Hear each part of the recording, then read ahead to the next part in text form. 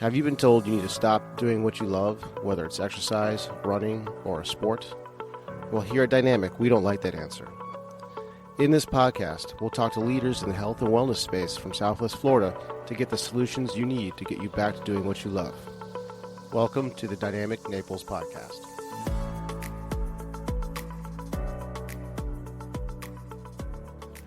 What's going on, Naples? Today, I want to talk about the holiday season. Holiday season is upon us, and this is my survival guide to get through it unscathed. So I want to talk about preventing weight gain, having energy, not getting sick, and generally just feeling good overall. So let's start off with some of the stuff you don't want to do. The number one thing to avoid in any diet is seed oils. That should not just be holiday season, it should be all the time. This is one of the hardest things on this list because seed oils are in just about everything. Seed oils are anything that you need industrial levels of heat to extract oil from. So this is things like rice bran oil, safflower oil, soybean oil, canola oil, grapeseed oil. All these things are terrible for you. They cause massive oxidative stress to the body. Oxidative stress is what makes us age. It's when a vehicle rusts, that's oxidative stress. When a banana turns brown, that's oxidative stress. Liver spots in our skin when we get older, that's all oxidative stress. So this stuff inflicts massive damage to us. It's not supposed to be in our diet, and it causes inflammation chronically throughout the body, and can actually make our fat cells get bigger. They actually increase the size of the fat cells. It's also been shown that these seed oils can make you insulin or contribute to insulin resistance. All right, as you'll see, we'll talk about insulin in a minute. Insulin is kind of what makes you gain weight. Insulin is secreted by your pancreas when you've got any sugar in the blood, to usher the sugar out of the blood and into the cells where it's supposed to go, into the liver, into the muscle. When you have an overabundance of insulin, it can make you gain weight. So insulin is, it's a good thing. It's a hormone, but it's super potent hormone. And it has a lot of roles, but one of the main roles is that it is a builder. It's almost like an anabolic steroid. It signals to the body to grow. So if you have a diet that is sort of chronically high in insulin, over years and years, your body becomes insulin resistant, and then you have to secrete more insulin to get the sugar out of the blood, because it's not safe to have sugar in the blood for too long. So that brings me on to point number 2, limiting carbs. Okay, it's another tricky one during the holidays. So, this is, if you can, you have the willpower, avoid the sweets as much as possible. A couple strategies here. If you just have to have something sweet, this is what my wife does. It works pretty well for her. She has a good quality yogurt. She'll put a little bit of fruit in there and some local honey, and it's a delicious and pretty nutritious dessert. So if you have to have your sweets, that's one way to do it. The other trick too is if you have a social event to go to, have some good quality food before you get there, so you don't just get there and just gorge on all the sweets and desserts. Also, when having a meal, if you've got a plate full of proteins, carbs, fats, prioritize the fats and proteins first. So if you got like a steak with potatoes, eat the steak first. The steak and animal proteins are super satiating, and chances are you'll fill up first on that before really getting to the carbs. Okay, next up, this one I think will surprise some people. Prioritize sleep over exercise. Okay, this is something I've learned over the years. It's much better to get a full night's sleep than wake yourself up and go work out. Okay, so if you only have 5 or 6 hours of sleep in you, first of all, your workout is not going to be very productive. You're going to probably be running through the motions. But more than that, lack of sleep will lead to increased levels of cortisol. Cortisol is the stress hormone and can lead to weight gain. So you kind of get it from both sides. You're going to have a poor quality workout plus the cortisol running through your system. Much better to get the full night's sleep and even skip that workout for the day. That's the better choice between the two. I'm definitely not saying don't work out, don't stop moving, But if you have the choice between the two, sleep or working out, choose sleep. The other part of that is glutathione. So glutathione is like the master antioxidant. I already talked about oxidative stress. One thing that buffers and mitigates oxidative stress is antioxidants, and the number one chemical in our body that prevents oxidative stress is glutathione. We get a certain pool of that throughout the day. Once that's soaked up, it takes our body a little time to regenerate some more, and that's when we get ourselves into trouble. So glutathione gets soaked up by stressors, and these could be internal stressors, external stressors. So things like cigarette smoking, pollution can soak up our glutathione, poor diet, a very strenuous exercise routine, um, and lack of sleep. So all these stressors can take up some of that glutathione, which is okay to take up some of it, but once you deplete all of your stores by making a lot of bad choices, that's when you get yourself set up to have some oxidative stress and get sick. Which brings me to NSAIDs. Okay, so NSAIDs are over-the-counter medicine, the anti-inflammatories like Advil, ibuprofen, acetaminophen, things of that nature. These also soak up glutathione big time. So you're probably gonna have some drinks and maybe have a bit of a hangover. We'll get to what to do about that later, but do your best to not take over-the-counter medicine for that because it will soak up your glutathione. And also, a lot of people don't know this one: acetaminophen and alcohol are a horrible mix for your liver. Very, very damaging. So avoid acetaminophen at all costs if you've had any alcohol. This brings me into hydration. Obviously, hydration is important. Everybody knows that. But one little trick that people kind of don't really know about is the salt thing. So you need some salts in your diet, and putting a little salt, like a teaspoon of salt in your water, can actually, it's like a sneaky trick to get you more hydrated faster. All right, so obviously, if you have high blood pressure, be careful with this one. But if you have normal blood pressure, salt in the diet is a good thing. The standard American diet in the past was very salty with preservatives and canned foods.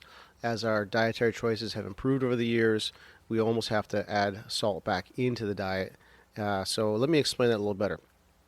So our body is a bioelectric machine that needs the combination of water and electrolytes, aka salts. There's other ones too, but salt's kind of the main one, to conduct nerve impulses to use your body, to use your muscles, right? That's how we operate. And we have sort of a high solution of this under normal circumstances. So our kidneys are really good at monitoring the electrolyte to water balance, right? So if you have too much water, it's going to send signals to the kidneys to start dumping water. If you're, underhydrated, it'll send a different signal, say to soak up some water. The kidneys are always seeking homeostasis or balance. But sometimes this situation goes awry when you're drinking. So alcohol crosses the blood-brain barrier and inhibits the pituitary gland, its actions. So that signal that goes down to the kidneys to hold on to water, that comes from the pituitary gland. And alcohol sort of breaks down that process and messes with it. So what happens when you have some alcohol is that you start to dump water as you get intoxicated. So now your salt level in your body is high and your water level is low. All right, then you get up first thing in the morning and your kidneys are starting to work properly again, and they say, whoa, salt way too high. And then the first urination you have is probably going to be pretty dark. It's your body dumping all the salt in an attempt to restore balance. But now the problem is, so picture you had a cup full of water. That cup is probably down to like 25%. You've depleted your water and salt. So this is why you get all sluggish and feel terrible. That's what the hangover is a depletion of those things. Now you need to bring those stores back up. So most people just chug a bunch of water and try to rehydrate, which is good. But if you don't have the salt back in the system too, you're going to start dumping water again. So this is where this is probably why people like a Bloody Mary if they're hungover. They got that salt in there, or they go out for a big salty meal. So circumvent that whole problem and make sure to have a little bit of salt in your water, or you can get one of those liquid IV packages. That's basically what it is, salty water. Or my favorite brand is Element. That's LMNT. That's one of those packages that's got sodium, potassium, and magnesium in there. Add just one of those to your water, and they'll help you get back to your normal levels of water to salt. Okay, enough about that. So up next we have move. Okay, I did say earlier prioritize sleep over exercise, but that's not to say you shouldn't move at all. You should have, at the very least, maybe walk after a meal. That does wonders for the lymphatic system. Lymphatic system is where swelling takes place, like chronic swelling, inflammation, and just walking and using your muscles gets those fluids pumping, gets that all that fluid sort of migrated out of that passive lymphatic system. So if you've gotten your sleep and you're feeling okay, you're probably doing better than most. Then maybe you should think about resistance training at this point. So just using your muscles does soak up any glucose in the muscles. That's a great way to decrease your blood glucose levels with resistance training. And if you're traveling, a lot of us travel down here to Naples, to Southwest Florida in general. It can be tough if you don't have access to much, but if you have access to TRX straps or any kind of suspension training, that's probably the single best tool to bring with you when traveling. It's so easy to hook up to basically anything and do full body workouts. I did put together a full body TRX suspension training program, which I'll put a link to in the show notes. It's a good way to just get the most out of having minimal tools. Also, you can think about fasting, doing some intermittent fasting. Obviously, this is going to help with some calorie restriction, but that's not the main reason that I fast. It's to go into ketosis. So, quick little lesson, ketosis is burning fat. So your body can burn either carbs for energy or fats for energy.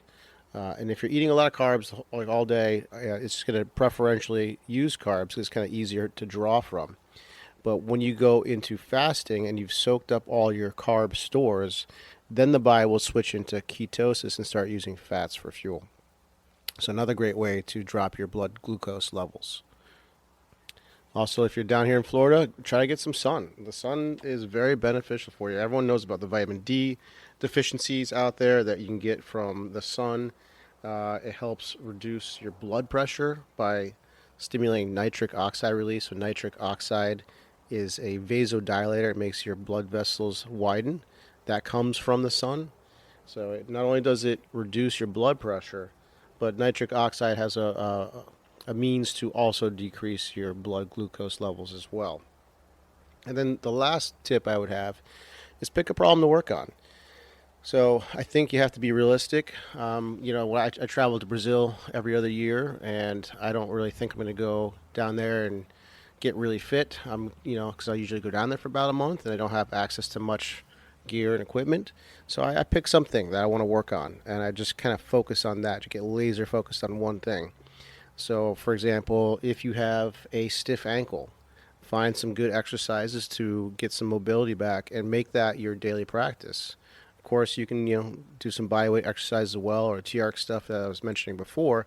But I think it's great at this point to really pick a problem, because if you have something like a hip rotation stiffness issue, it's kind of hard in your normal daily life and normal structure to factor in all the exercise you need to do to it. But now if you're on vacation and you're going to say, I'm just going to do this one thing, that's a great way to really knock out a problem that you've been trying to work on.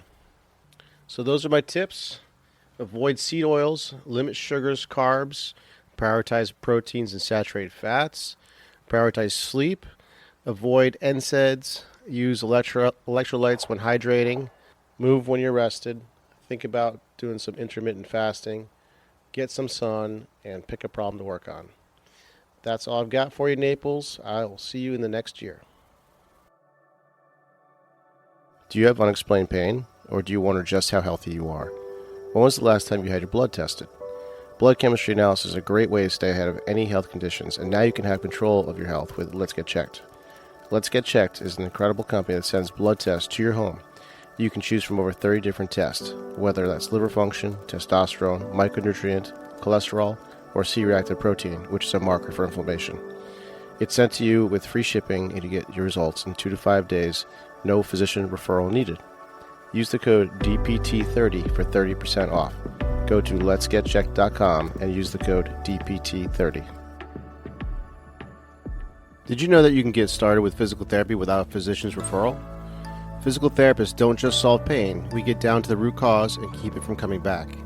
We also discuss all things health, such as nutrition and lifestyle changes. If you feel that you could use some help, let's get on a free consult call.